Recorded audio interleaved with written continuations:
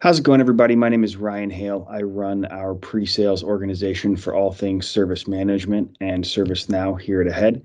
Just by way of introduction, I've been in the service management space since 2009. I've been with Ahead for about 5.5 years, and I came over to Ahead from ServiceNow, where I was on the product management side of the house within their ITSM business unit. So, suffice to say, I'm pretty passionate about the subject area that we're going to talk about today, which is how we can look at and really enable service management to help IT be an enabler of the business and help organizations move faster than they can today. So, we've all sat through several of these. Let's just say virtual events over the last several years. So we're going to try to make it a little bit fun within this session. So, we talk about service management at the speed of business, but really at the end of the day, right? Like we all just want to go fast. Our customers want to go fast. Our business wants to go fast, and we want to really help think through and position the services that we offer, our customers and by proxy their end customers, the fastest route to market. But we want to balance that out with potential risks, potential pitfalls, potential issues, and things of that nature. So, right.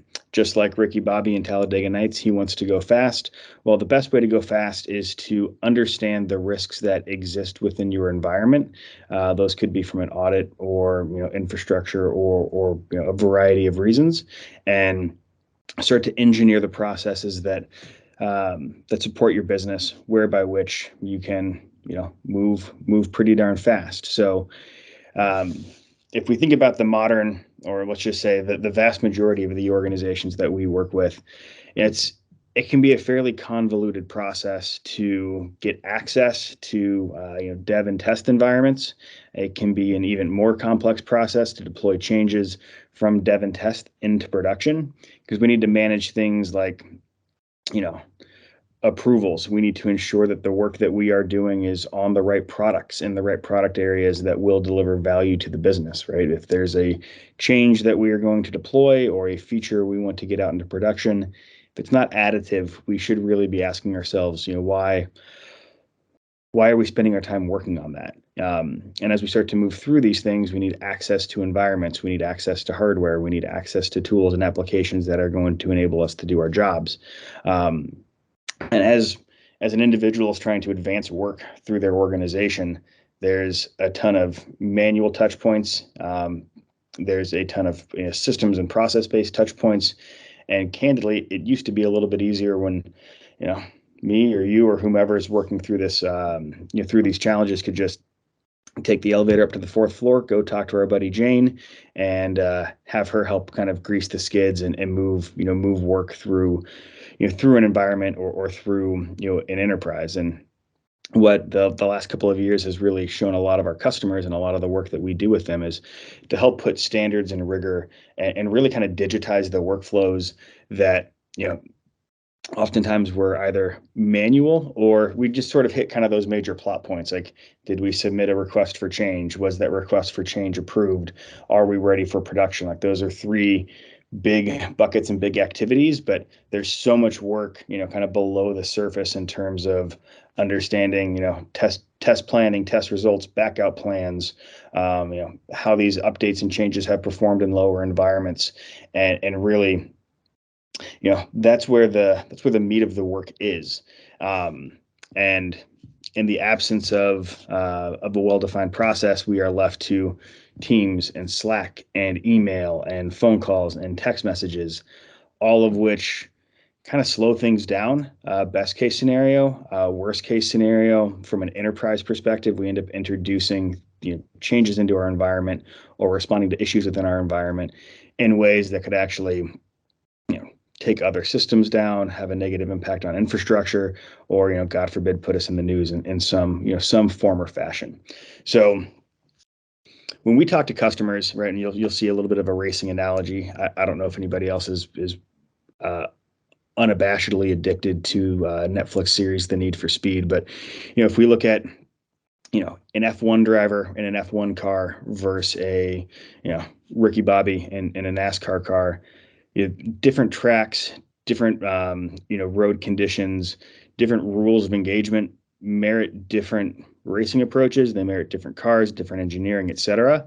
So the first thing that we really work with our customers on, and what we would encourage you to do, is understand kind of the rules of engagement, right? Like, do we need to be concerned with any regulatory frameworks like NIST or High Trust or HIPAA or GDPR in terms of the applications that we're going to be deploying changes to? Are they used to, maybe help ensure patient care or complete financial transactions, or are they used for more run-of-the-mill things like approving and managing time off requests? Those are very different. Those have very different impacts to our businesses, to our the individuals that are part of our organizations, and at the end of the day, to our end customers. So really understanding the rules of the road, the tracks that we're sort of driving these changes down, really helps set our customers up and can help set you up for a better amount and a higher degree of automation. And through that automation, right, we need to be focused on standardizing our risks, standardizing our deployment plans, things of that nature, so that we know when we are entering into the change process or into the incident resolution process, or any of those kind of core kind of IT operational functions, that we understand the rules of the road. And the best way for us to do that, right, is to look at the problems we're trying to solve. You look at the regulatory frameworks that we need to operate within, but also look at and ensure we have the right level of underpinning data so that we can make intelligent decisions. Because the last thing we want to do is deploy a change that requires downtime if those systems and applications that we are changing are already about to potentially breach an SLA and cause financial impact to the business. So there's a lot of complexity here. But as we start to look through and really modify and change how we are operating, it's important to understand, again, the regulatory impacts and really the values of the business, and how do we bake those into the processes that we're going to look to optimize and drive efficiency from. And one of the things that we really look at a lot is, we call it process automation. And I've been talking a lot about IT ops, but we can replicate this across really any email-based workflow. So if you've got a customer care organization that is operating out of shared inboxes, there's a chance to automate those processes as well. So that's just a little bit of an aside, but something we certainly want all of our customers to think through. It's becoming an increasingly a digital world, and we want to ensure that our employees are set up to work in an environment where they're going to be successful. So as we look at process automation, there's a couple of things that we always encourage our customers to focus on, which if we start at the top of this, make sure that we're working on the right stuff. It's oftentimes, and I'm guilty of this as well, you get enamored by solving the problem, and then you stop asking the question, am I solving the right problem? So there's a lot of things out there around kind of like value stream management and value stream mapping and things of that nature, and those are all very, very great disciplines to undertake. But when we kind of boil that down, really what we're talking about is ensuring that our teams, be it apps teams, ops teams, infrastructure teams, are working on the right stuff, so that way we're driving towards the right outcomes. Anytime you talk to somebody that has one of these T-shirts on, or one of our business cards, we talk kind of relentlessly about security, right? We want to do security early. We want to do security often. I'm sure all of us have lived through a scenario in which you get your build, be it again, apps or infrastructure or anything of the sort, and you're about ready to go live. You're all excited about it, and then somebody from the security group says, like, big timeout. There's nothing that can kind of take the wind out of the room more than that. The other piece around this, and this is, I think, it's really some low hanging fruit, is well defined and well communicated release plans and release cadences, because there's a lot of noise that come at all of us all the time, and typically it's either kind of first in first out, from a response perspective, or we've all lived through whoever screams the loudest gets served first.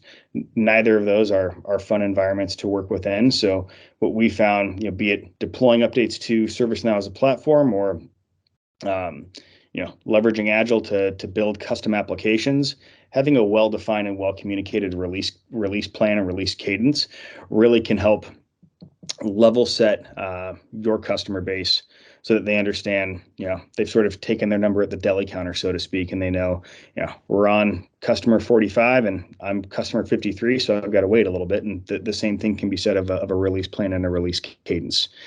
We want to look at the data that we see from our lower environments, right? How are the changes we're building? How is the infrastructure we're deploying working in dev and test, so that we can truly understand the potential risk that we're introducing to our to our production environments. And for those, if there's any ITIL nerds that are out there, it really does kind of follow that that DIKW structure. So as we get data becomes information becomes knowledge, right? And then eventually knowledge becomes wisdom.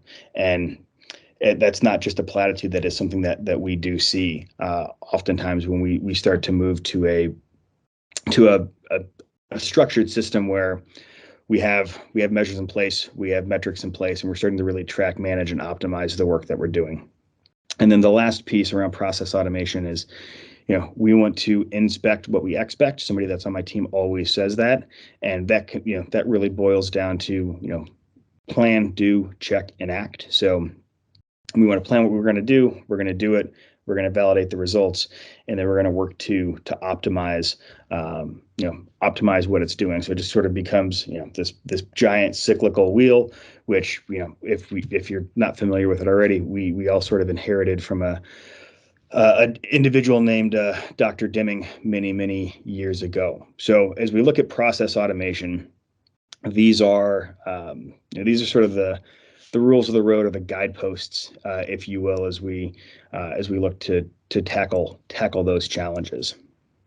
And if we do that, we are much less likely to worry about somebody coming at us like a spider monkey, right? The kind of thought here with at least this slide is, you've got Ricky Bobby wanting to deploy his change, and you've got, an angry auditor or an angry individual from security and compliance telling him no, like you're not ready to go to production. You're not ready to deploy your changes because you haven't figured out what it is you need to do, and then you get surprised, which is a space it's a space we really never want to live within.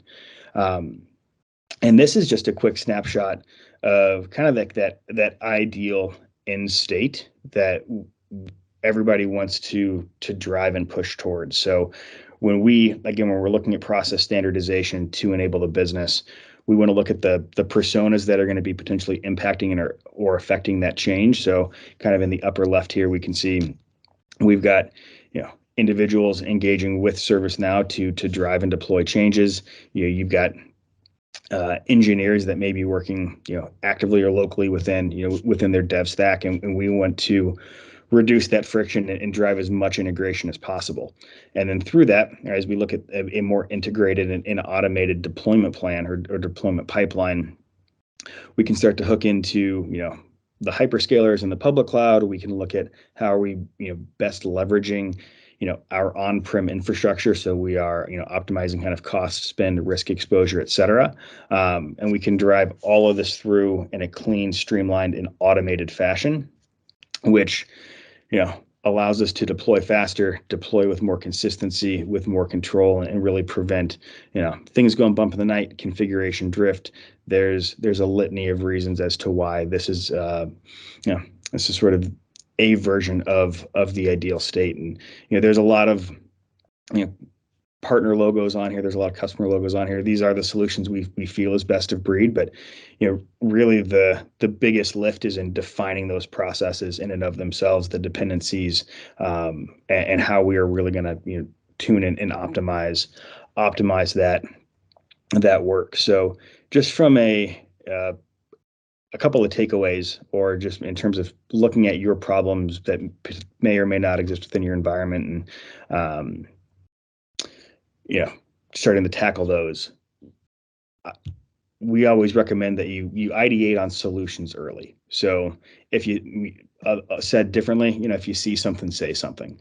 The other thing that we always want to look at is, don't bury what isn't working. Don't automate a bad process just because we can. We really want to look at things holistically so we can make the right changes, and realize that it is a team sport. So oftentimes, there's I'm going to say misconception that people are trying to slow things down intentionally or be difficult.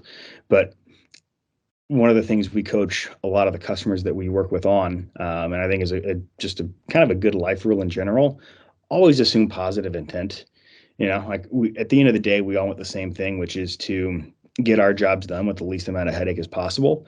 And sometimes you got to slow down to move fast, which again, maybe that's a bit of a platitude, but sometimes platitudes are platitudes because they're accurate.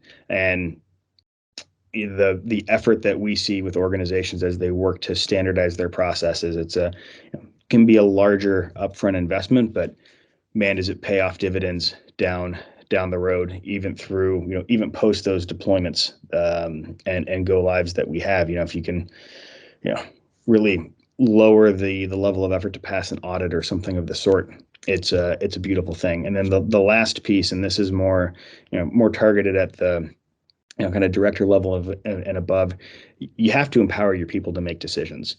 One of the things that we see in any project, be it, work we're doing with ServiceNow, work we're doing within, a cloud migration or a data and analytics project, decision by committee,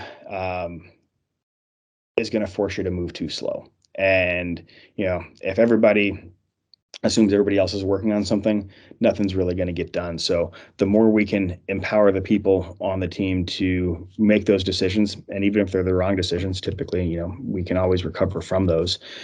That's what we want to be able to achieve, within our team dynamic. So, this really we really want to look at these things from a people, a process, and a technology perspective. And I'll leave you with this. First off, thank you for the time. Thank you for being a part of this session. But this is what we are really passionate about. So if you have any questions around, how do we best optimize our processes, what frameworks to look at, things of that nature, please do reach out to, you can reach out to myself or reach out to anybody that from ahead, and we'll certainly work to get engaged from a, assessment and road mapping perspective. Maybe it's just a quick review to optimize how you're doing your builds and your deploys, or your ServiceNow upgrades. There's a lot of ways we can help organizations optimize what it is that they are doing. So thank you so much for the time, and just remember, if you're not first, you're last.